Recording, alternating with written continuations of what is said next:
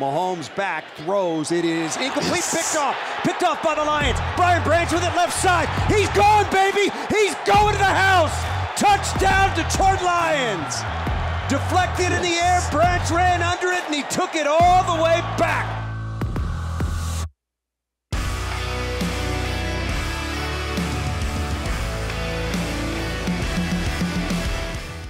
Welcome to the Twentyman in the Huddle podcast presented by Microsoft. It is week 14 in the NFL season. I am Tim Twentyman. He is PJ Clark. We are here every week for key matchups, and this week I got Peej coming back to the pod. Does always a great job with these matchups, so I have invited him back. We're back. And, well, let's first start off like this. Injuries this week. Obviously, Chicago's coming off the bye. They're looking pretty healthy. Yeah. They're going to have all their dogs. So with Detroit, Frank's the big one. Center Frank Ragnow injured last week, knee. Now, I thought it was good he's not on IR, so it doesn't look like it's going to be a long-term deal with him. But again, right after we talk about, getting all five guys ready, I write about it in the week. We talk about it in this podcast. We're not allowed to talk about it anymore. It's two quarters, and then it's back. We're not allowed to talk about the top five being back in the office. Next time it happens, we're just going to let it go under the radar. It's just going to go where no one's going to mention it. But look, injuries happen. Frank's a tough guy. I expect him to be back. But look, this is where you love the fact that you went and got a guy like Graham Glasgow, right? I mean, how important it has. Where would this team be without Graham Glasgow this year? Yeah, I mean, the versatility, you talked to him about it last week. He's playing three spots against the line. He's more comfortable at center and right guard, but fought when Jonah was out and had to move to left. And now it's interesting. You're short up at center. You're about as good as you could be without an all-pro type guy with Frank at center. But that right guard spot is definitely going to be interesting. We saw it last week. Colby Sorsdal came in relief again, but does he get the start this week? I thought he was better the week before. What is that right guard spot? There are three guards now on the practice squad that could potentially get elevated. That right guard spot is definitely a question mark for the Lions. Yeah, it'll be interesting to see who they slot in there. I will say the rookie Colby Sorsdal, and look, with any rookie, you're going to have ups and downs. It's just absolutely how it is. Had a bad one right kind of when he got in there early, but I thought settled down, and it looked much better than it did against Green Bay and early in the year. So it's good to see him trending up. We'll see if he gets another opportunity. Like you mentioned, one of those other guys gets going. Bruce Irvin was practicing Thursday. I think that's a big one. He sat out with an ankle injury on Wednesday. The fact that he was back looks good towards Chicago. We might talk about him in a little bit when we get to the matchup. So it looks good. Obviously a big game for both teams. Chicago's trying to stay in it. Detroit, obviously, everyone knows where Detroit is. 3-game lead in the NFC North, trying to stay with the big dogs in the NFC. So not an easy one. It looks like they might avoid the weather that was predicted earlier in the season. Fingers crossed. Yeah, it looked like precipitation and everything going there. Now it looks like that's maybe going to hit Chicago on Saturday, not Sunday. So we'll kind of see. It'll be cold and icy. Still going to be cold, but if you avoid the snow and rain, that's obviously huge for the Lions. I think advantage Lions in that regard. So, Pete, let's get right to the matchups. And I want to start with this one. Amon-Ra St. Brown versus Kyler Gordon and Brad Biggs, and we're going to have him on later. He kind of mentions this matchup being big on their end too, but I think it's important for Detroit too, because you look at the game Amon-Ra is coming off of, and you look at the box score and you're like, wait, what? 2 catches, 49ers had the touchdown, 6 targets, but we're used to 8+ catches like he had in each of the 3 games prior to Sunday. And look, the Saints decided, look, we're not going to let 14 beat us. We're going to double them. We're going to bracket them. And I think that's a big reason why Sam LaPorta ended up catching 9 balls for 140 yards. The middle was open. And a touchdown. So you do that with your own risk. And so I would expect Saint to come into this one pretty motivated to be a bigger factor this week. Yeah, he's going to want more than 6 targets. So it was last time he had under 6 targets was week 17 against Chicago last year. Last time he had 49 yards was week 18 at Green Bay last year. So this entire season, he's been blowing those numbers out of the water. Yeah. Already had 1,000 yards through 12 games. I definitely think it's frustrating for him. He's never really been just flat out taken out of a game like that. And that was the first time we saw that this year. 2 catches. Saints did a really good job. There's a plan. There's tape for now. How do you manage 14? And Kyler Gordon is becoming, in his second year now, a second-round pick from last year, becoming one of the better slot guys in the league, especially, they're coming off that bye, but the second half since week 10, since Chicago came here in week 11, Kyler Gordon, 9 catches, on 15 targets, 97 yards, and a 53.1 rating in the slot. It's pretty good. Yeah. Week 11 against Detroit, matched up a couple times for St. Brown, or matched up a few times against St. Brown. Only 2 catches, 22 yards for St. in that matchup week 11 when Gordon was covering him in the slot. So he played well there. And then 1 touchdown all season, less than a 90, passer rating against, all really good numbers. But the one thing that you mentioned there, teams might have, how do you have some tape on how do you stop St. Brown? Beware. Oh yeah, beware Ben if you decide. Beware if you decide to do that, because we saw what LaPorta did with the 9 catches, 140 yards, touchdown. But I go back to the Chargers game a few weeks ago too, when on some key third downs and some critical moments, the Chargers defense decided to double team him, put a safety his slot, and then you saw Khalif Raymond make some really big plays in that game. Josh Reynolds made the third down conversion to win the game. The Lions have some guys in that receiver room and tight end room that can make some plays. So defense, beware. If you want to bracket Saint, if you want to take him out of those situations, they got guys like LaPorta, guys like Raymond, like you mentioned, Josh Reynolds that can make plays, and I think that's important to show on tape as well. Not just how you can maybe limit LaPorta, but if you do, or how you can limit St. Brown, excuse me. But if you do, some other guys can mitigate. LaPorta now certainly, but all Raymond, Reynolds, and what can J-Mo do for you? The more attention that is not on a guy like that, it's coming. You're leaving J-Mo one-on-one and giving him the chance to just outrun somebody. It's coming. You take those odds every time. 100%. Let's go to what we teased, Bruce Irvin versus Braxton Jones. Usually, I think last time we did this matchup, we talked about the other side with Aiden.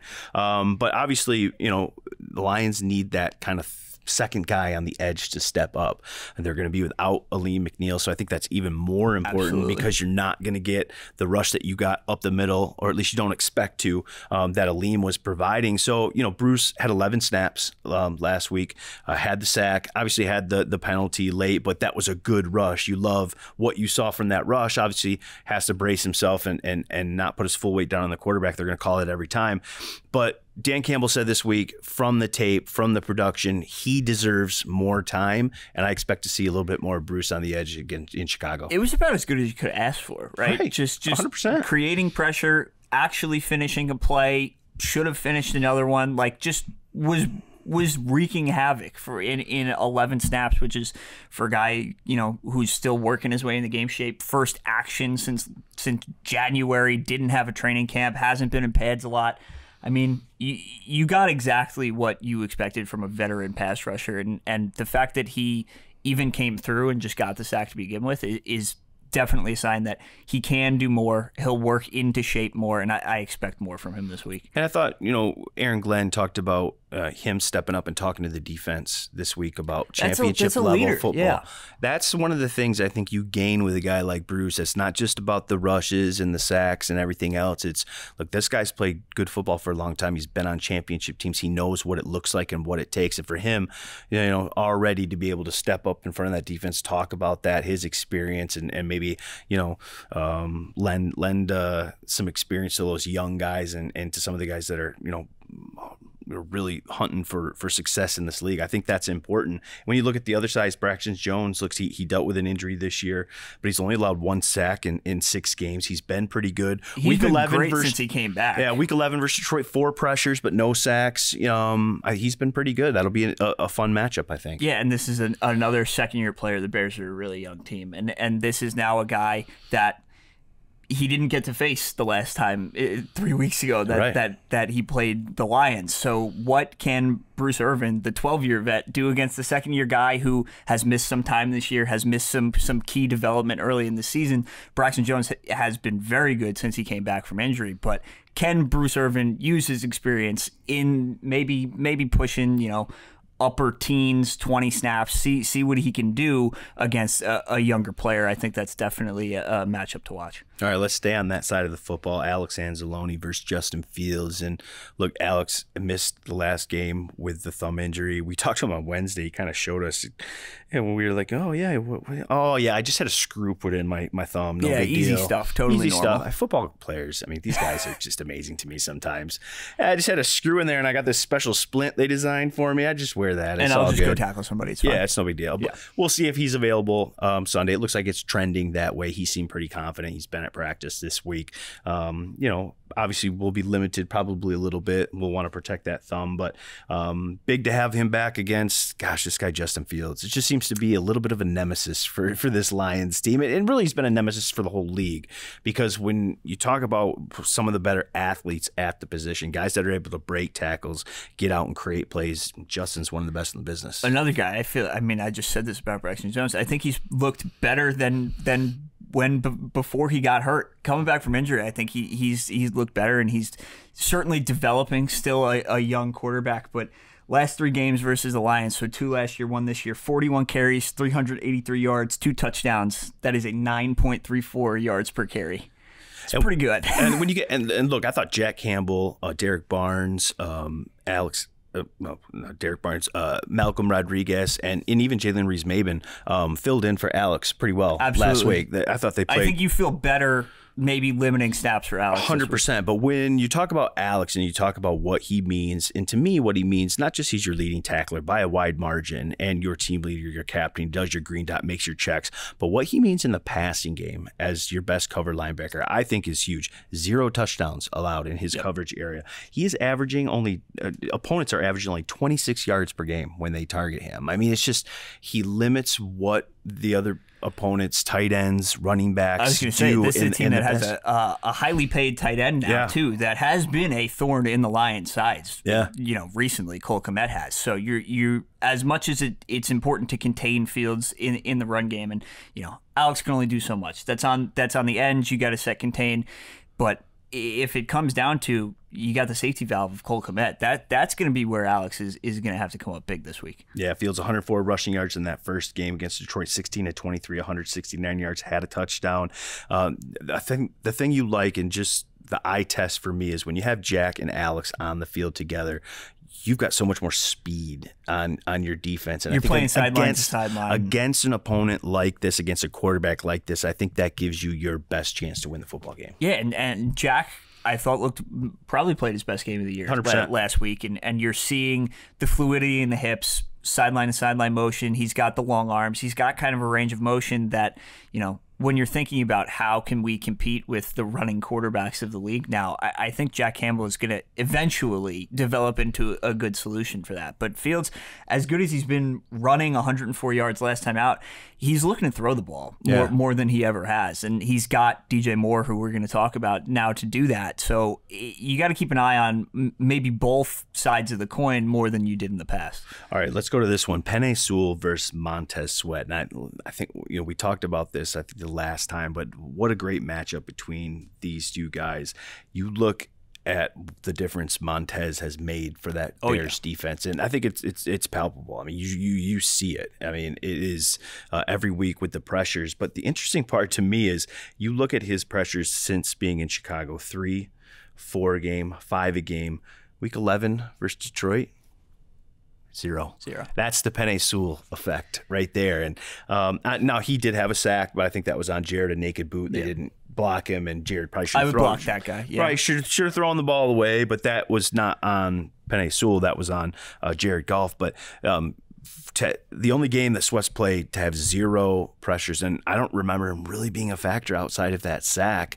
I think he played the run a couple times, nice in that game, but in terms of his pass rush not being a factor, that's the Penei effect. I mean, he's just so good. Yeah, and you saw what Sweat was able to do, 1.5 sacks against Minnesota. He was way more impactful in that last Bears game than he was against the Lions. But this is they brought him in, they paid him a lot of money to be that kind of culture-changing guy that to elevate the rest of the defense. And like you said, since he's been there, he's done that. Yeah. He's come through on what they're expecting him to do.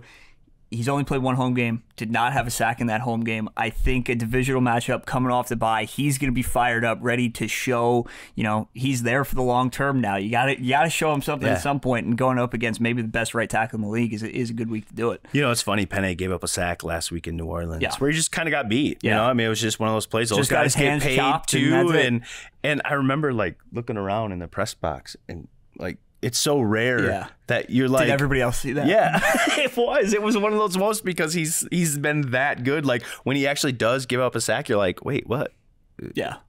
That's odd. You don't see that very often. We made it to and of December. Course, he smacks his helmet and he's walking off shaking his head because his expectations for himself are so high. But again, a great matchup. It's one of those ones. I mean, we talked about it before with Max Crosby and all these other guys. It's every week and this is another one for him. And I think Sweat. And in 2 weeks, it's going to be Danielle Hunter. It's going to continue just going down the list. And Sweat, I think, is going to be motivated after the offer against the Lions the first time around, and how that defense played down the stretch of the line, 2 touchdowns the last 4 minutes to allow Detroit to come from behind. I'm guessing he's going to be highly motivated to get one, make more of an impact, like you said he has been in other games. So that'll be a big matchup. Yeah, I mean this is good on good, and this is now with a Sweat long-term deal. Going to be seeing this one for years to come. All right, let's end with this one. You teased it a little bit more. Jerry Jacobs versus DJ Moore. I think the first time around we had Cam Sutton versus DJ Moore, but I want to pick Jerry here just because you look at some of the big plays that he's allowed in recent games, and I think that's a little bit alarming when you look at DJ Moore and you look at the Chicago pass game. That's obviously where they want to go in terms of their big plays, and he's been the number one guy in that offense to do them. Just the last 4 games alone, Jerry's given up a pass plays of 33, 22, 39, 29 yards. I mean, big chunk plays, and that's something obviously he and Aaron Glenn are gonna have to figure out and clean up. Yeah, Olave, you saw it, especially in the second half, that kind of found the big play gene, and Jerry might have had an interception on the tip ball that was thrown right to him. And that counts against him, which shouldn't. And that happens, and that's just bad luck. But that's why you got to play the games. And you're seeing, DJ Moore had the long touchdown against the Lions and got missed on another long that should have been a touchdown, but 7 for 96 and a touchdown.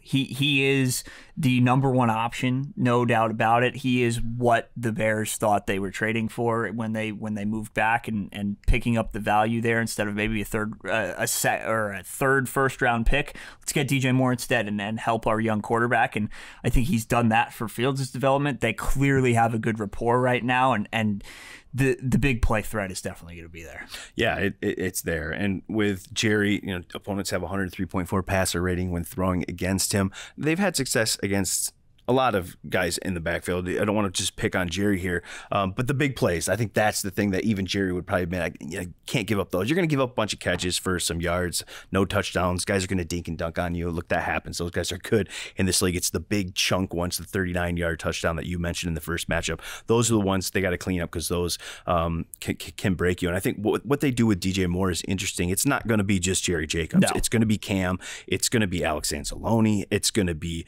Brian Branch. I mean, they move him around all over the field. And look, Detroit's just got to know where he is. And look, if you're going to let him catch the underneath stuff, the crossers, group to the football, tackle. You feel good about your tackling. And you're all right there. Just don't let him get behind you because that's what they did the first game. That's how they built that lead. And that's, what they want to do in their pass game. And that is especially for a young team with a younger quarterback, if they can get the shot plays and they don't have to, it's harder to sustain a drive where the Lions are good at that. You have a run game that you can just methodically plow down 5, underneath throw, have these 12, 13 play drives. If the Bears can do it in 4 and hit a 60-yarder and put points on the board that way, they're going to want to do that. They're not afraid, even in the cold. I feel like this is a team that values the explosive and wants to play fast. So can the Lions go on the road for a second straight week, get a win in the NFC? Obviously, this would be a big one. You get to 10 wins with a win. That'd be the most in the Dan Campbell era. And I think you'd be well on your way to talking about an NFC North title and a home playoff game. And obviously, that's a goal. So that'll be a big one. You and I will be chatting after the game in Chicago. Hopefully, we're chatting about a Chicago win. Hopefully, you guys enjoyed the 20 in the Huddle podcast this week. And we'll talk to you guys again Sunday night. Want to do it?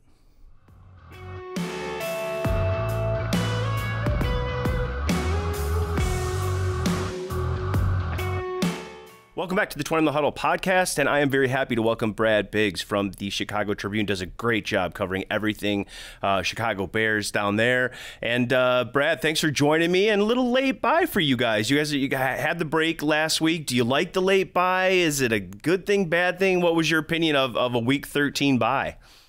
Well, there's been a lot going on for the Bears this season, so no shortage of content. So I guess later in the season is okay. And you now look toward the finish. They've got 5 games remaining, opportunity for them to maybe put together some more consistent play here, and then look ahead to what will be a fascinating offseason with the Bears obviously owning the first-round pick of the Carolina Panthers, which right now would be number 1 overall, and then their own pick, which if the draft order was based on the current standings, they'd be at 5. So with the 1st and 5th picks in the draft, it'll offer general manager Ryan Poles a whole slew of options come April. It only feels like the draft's about 9 or 10 months away, though. Well, the draft is in Detroit, and something tells me, Brad, you are going to be a busy man come Combine season, come Senior Bowl and all that stuff with having 2 picks in the top 5. There's a lot of ammunition there that could help Chicago get better real quick. But look, I was listening to some of the player interviews this week and Eberflus's interview, and he was saying, look, we have 5 games left, and look, we're 4-8. We win 5 games. We can get to 9-8. It's not like there's a talk of the season being over there. Obviously, you mentioned a lot to play with just with the head coach's job and with the future of Justin Fields. But when I talk to some of these players, they sense that, look, they played pretty good football, beating Minnesota right before the bye. They got a chance to get healthy after the bye. And this thing certainly isn't over from their perspective inside the locker room. I mean, legitimately, they can get to 9-8, and you never know what happens at that point, right? No, and it's a team that has relatively good health right now. At this point in the season, will be rested coming out of the bye for the game against the Lions on Sunday at Soldier Field. And yeah, they've certainly got a ton to play for. You know, you talk about having a young roster, which the Bears do. You got guys that are fighting to put quality tape out there, so they'll be in the mix for this team or maybe even another team a year from now. If they can run the table and get to 9-8, anything could happen with the expanded playoffs with 7 teams. I personally feel that's a little bit of a stretch for them. You know, they have not won consecutive games under Matt Eberflus. The victory against the Vikings in Week 12, right before the bye, was the first NFC North win they've gotten under Eberflus. So consistent play has been something that they've really been unable to achieve at this point. But, hey, they played really well against Detroit the first time. The Bears should have won that football game. You know, you kick a field goal with 4:15 to play to go up 26-14. You should find a way or multiple ways to close that game out. And the Bears didn't. The Lions took advantage and made plays at the end and ultimately won. But that one is one that slipped away. The Bears had a similar situation back in Week 4 at home against the Broncos. Big fourth quarter lead, and they coughed that one up as well. So I think we're getting ahead of ourselves if we talk about them closing it out with a 6-game winning streak to get to 9-8. It should be one step at a time. Can they get to 2 wins in a row Sunday against the Lions? And then you turn your focus to a trip to Cleveland. Then they've got home games with Arizona on Christmas Eve, and then Atlanta, and then they finish it out up in Green Bay on January 9th. All winnable games for the Bears, but their 5 opponents are going to look at it and say, hey, this one's really winnable for us as well, with the Bears 4-8 right now and just struggling to do things consistently. Now, they have been better on defense. That's improved.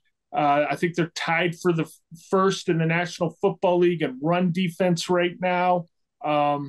you'd probably, if you had your choice, rather be number one in pass defense. But they've gotten better. Their pass rush has been much better since they acquired Montez Sweat. And I think that's helped out a young secondary on the back end. I know it has. You get a sense from those guys. I mean, you talked about that week 11 game in Detroit where, you had the lead.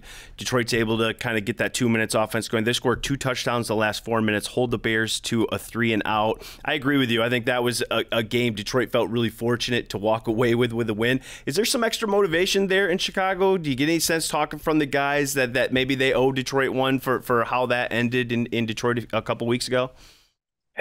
Maybe a little bit. I think more than like, hey, we owe one to the Lions here from the players' perspective. I think it's more of a, hey, we know when we play well, we can beat that football team, right? The Bears don't feel like there's as big of a gap between a 9-3 Detroit team right now and where they're at. I mean, it looks like a really big gap in the standings. And ultimately, I think we all agree with Bill Parcells, you are what your record says you are. But when the Bears go out and play well, they can hang in these games. They should be in these games. They shouldn't be blown out of these games for sure. So looking at an opportunity to have a rematch in a short period of time, a 3-week span, looking at the opportunity to have that game in their stadium, outdoors, and what could be less than ideal weather, I think they feel like there's confidence that it's a good matchup for them. Now, it's not a good matchup for them if they don't play well, but if they go out and play well, this should be a real ball game going into the fourth quarter, I would imagine.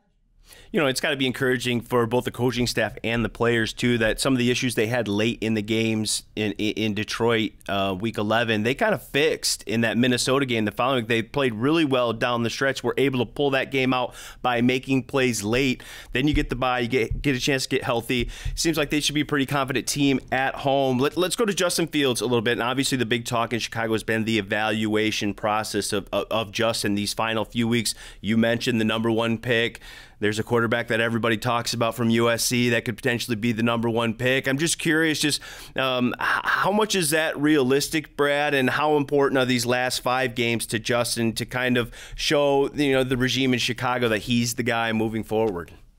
Well, it's real important. 5 games is a good stretch, too. You're talking about nearly 1/3 of a regular season. And he's had some ups and downs the last 2 seasons with this coaching staff.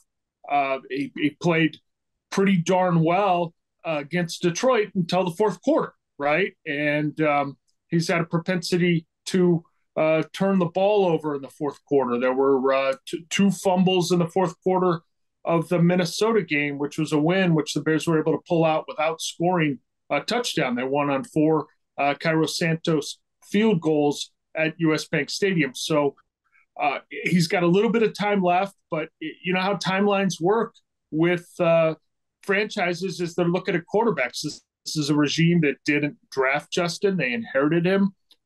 It's year 3 on his contract, and I think everyone understands how the contract timeline works for young quarterbacks in the National Football League. It looks like it's going to be a strong class of quarterbacks. I think really there's 4 guys that if the guys with remaining eligibility all declare for the draft, and that's Caleb Williams, who's opted out of the Holiday Bowl with USC, which would point toward him entering the draft.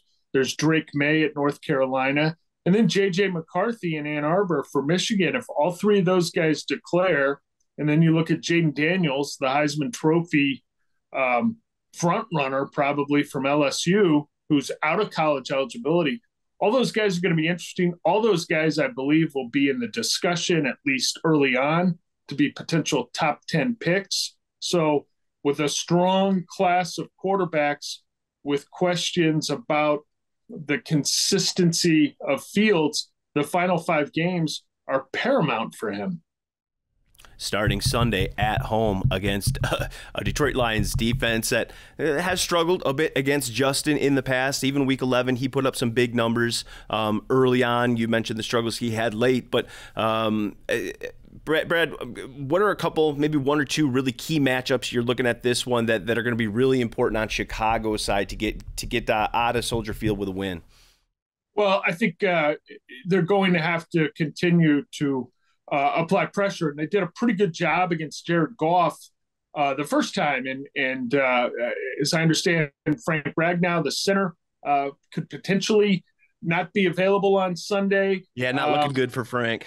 Yeah, which I mean, that's you never want to lose one of your better offensive linemen. So I think they got 3 interceptions of Goff, a little uncharacteristic for him in that first meeting. If they can continue to get some consistent pressure on him, maybe they can generate some takeaways. So I'd start with the Bears' defensive front against what Detroit's going to do to try to protect Goff, and then on the other side. A couple matchups, but one that jumps out to me immediately is Darnell Wright, the Bears' rookie right tackle, who I thought played a pretty darn good game in that initial meeting, with the one exception being Aiden Hutchinson, just blows past him for a strip sack that turns into a safety there late in the ball game. Ended up being a kind of a big play. Yeah, and you know what? You can't play really well for 60 some odd snaps and then have one play go wrong and go that badly for your team. So Darnell Wright has played high level football at times this year, but it's been a little bit of a roller coaster. And I think you saw it in that game.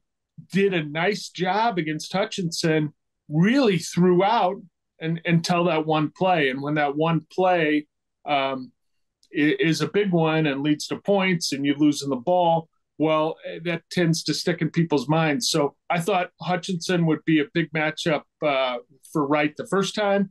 I would say that here in the rematch. And one other kind of little one-on-one thing, St. Brown is such an effective receiver that's a tricky matchup for any defense he's going to go against. The Bears have been using Kyler Gordon in the slot this year as the nickel cornerback.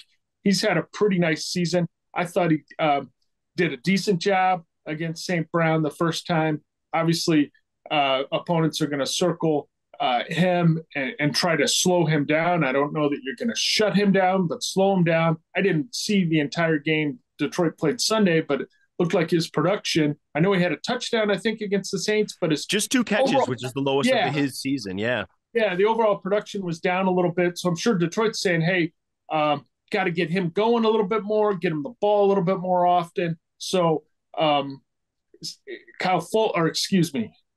Gordon could be the guy squaring up against him on a lot of those snaps when St. Brown lines up in the slot. So big matchup for Kyler as well. All right, last one for me, Brad. And again, I'm talking with Brad Biggs. Does a great job with the Chicago Tribune down there covering the Bears. I want you to put your weatherman cap on a little bit. You alluded to it a little bit. Really the last time, really the only time Detroit, caught a cold weather game. We looked at this Chicago game in December as the possibility. What are you hearing the latest with weather and wind on Sunday and how that might affect things? Yeah, originally the forecast was going to be dynamite this weekend, and I think that there's a chance of it being in the 50s on Friday, and some buddies of mine were talking about golfing on Saturday. I think they've scuttled their golf plans for Saturday. There's a chance of rain. Sounds like a chance of precipitation with a high maybe in the mid-30s on Sunday. So, I mean, nothing worse than like 40 or a little cooler than that in rain. I think you'd rather be dealing with 30 and snow personally. Yeah, 100%. Now, the weatherman this far out is a little dicey. I had a buddy a long time ago worked in television and sports in Richmond, Virginia, and he would joke with the weatherman there, Tim. He'd said, if I did my job like you do your job, I'd give the wrong scores on half these ball games every night. So instead of saying that Cincinnati pulled it out in overtime over Jacksonville Monday night. I'd say the Jaguars got a late field goal to prevail, was his joke with the weatherman. So hopefully it's not it's not raining or snowing. Maybe it's just a little chilly, but we'll see. Well, both teams will deal with whatever it is. Big game for both teams. I think as Chicago continues to evaluate their coaching staff, obviously their quarterback situation, and really still try to keep their playoff hopes alive. And Detroit obviously trying to keep pace with San Francisco, Dallas, Philadelphia, and the NFC, and keep their everyone else in the NFC North in the rearview mirror. So big one in Chicago. Brad, thanks for taking the time. I always appreciate it. Great stuff as always. If you guys ever want to know anything about Chicago Bears, go check out Brad Biggs on the Chicago Tribune. Thanks, Brad. Appreciate you. You got it, Tim. Take care, buddy.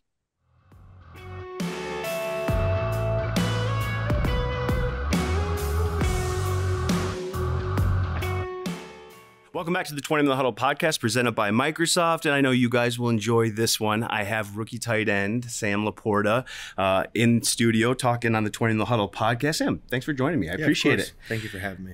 All right, let's talk about last week a little bit. Just how fun was that? 9 targets, 9 catches, 140 yards, some of those really critical down the stretch. You got a touchdown. You've been consistently productive all year, but to have a game like that in a win, just how fun was that? Yeah, it was a lot of fun. The Superdome was a great environment. It came down to the wire. You don't like games like that, but we learned a lot from the game. We were fortunate to come out to win, and yeah, it's cool to have good games and to know that you contributed to the outcome of the game.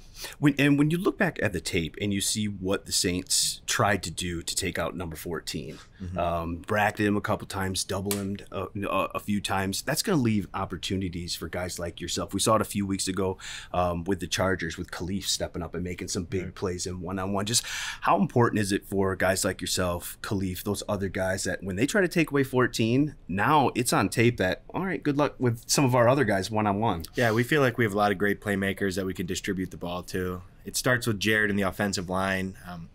They protected him great last Sunday. And, if you take away one of our guys, we can always get to another guy. You see Josh Reynolds come up big on third down at the end of the game. J-Mo with the big touchdown run. So we feel like we have a lot of guys we can distribute the ball to, and that, that only helps our offense. How fun is that to play with, on an offense that has that many weapons? But how hard is it sometimes, too, to get the ball to all those weapons and just the group of guys? It seems like it's a good group in terms of, as long as we win, it doesn't really matter what my individual stats are. Let's win. And Ben seems pretty good about, getting the ball around, week after week. There's a lot of guys are deserving of the ball, but there's only one on the field. That, as a play caller, that can almost, it's tough. You want to get everybody the ball. Everybody's deserving of the ball. There's so many guys. We can run the ball with, Jameer, David. We can dish it out to 10 different guys. So there's one ball. It's great to game plan with, but, everybody's got to chip in, do their part, and you can't force anything. When the ball comes your way, just make the plays that you can make. I know you're a guy that's pretty humble. You kind of just put your head down, you go to work, but the numbers are the numbers, and you look at historically kind of where you're at to start. Over 60 catches, over 600 yards, 6 touchdowns. You look at the list of guys that have done that in 12 games, and it's like Odell Beckham, Michael Thomas, like they're all receivers. You're the first tight end to ever do it. What's been the recipe for your success early on? I don't know if there's a recipe. Certainly I get a lot of help from my teammates and coaches. I knew that was going to be his answer, by the way. I mean, it's really true. You're out there with 10 other guys. Yeah. And, you could reference like basketball per se. A superstar can take over the game and score 50 points and 10 assists. You can't really do that on a football field. Certainly you can have a lot of great players you're surrounded by. So, I always credit those guys, and they help me out a ton. So I can't really do it without those guys. What about the coaching too? In your room too, with Hayden and just Dan was a tight end. It seems like they coach you hard. And do you like a room, a staff that coaches you hard because they know what you can do? But it seems like every time we talk to those guys, it seems like you've been coached hard and you respond to that. I always joke there's several pairs of eyes on the staff that are always kind of honing in on the rookie tight ends. With Coach Campbell and Coach Steve and Coach Johnson used to coach the tight ends. Right.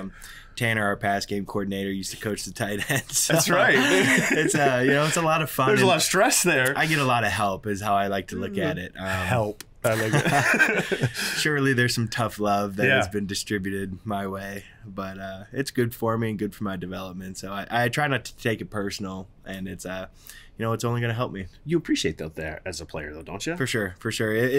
It tells you that they have a lot of confidence in you and they want the best for you. That's really what it is. It's kind of one of those things, like if you're not getting yelled at, if you're not getting talked to, like maybe that's a bad thing. Maybe you should be concerned. Yeah. 100%. We talked to Ben Johnson on Thursday, and he said, look, when we saw Sam, when we watched the tape, we knew the route running, the catching, that kind of stuff, the separation one-on-one, that was there. And he said one of the things where I think, at least, Sam is way ahead of the curve is the stuff in the run game. How much did Iowa prepare you for that, and how much pride do you take in that part of playing the tight end position, not just going out there and catching 9 passes for 100 yards, but being really good in that regard so that your run game can be top 5 in the NFL, which it is. Right. I think it starts with the mindset, the willingness, and you want to be able to do those things. That's how you contribute. That's how you add value. That's how you stay on the field. You play 70 snaps, and you don't want to come off the field. So contributing in as many ways as possible, the run game, or whether it's making 9-10 catches, it really doesn't matter to me. You want to see W's in the win column, and so I guess Iowa has certainly prepared me for all of that, just the willingness and the mindset and coming to the NFL and establishing myself in the run game. How quickly did you and Jared seem to be on the same page? Because we talked to him this week too, and he said, I've got complete trust in 87. Like, he is like my guy. And for a veteran quarterback like that, who's been with a lot of guys through his career, to say that about a rookie, I think says a lot about what you guys have kind of built there, all dating all the way back to OTAs.